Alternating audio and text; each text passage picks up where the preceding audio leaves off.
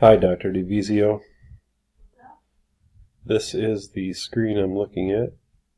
This is the home page for our class. I click on My Grades, and I click on the name of the assignment,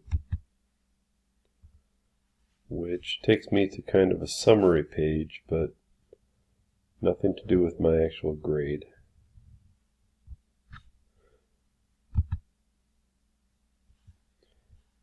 Below that, there's another reference to that assignment, but nothing happens when I click on the title.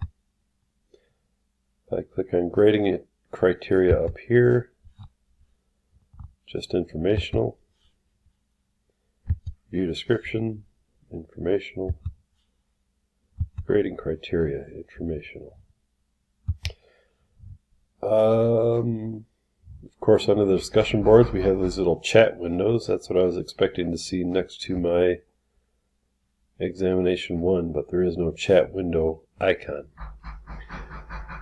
Anyway, if there's something here I'm supposed to be clicking on that I'm not, please let me know.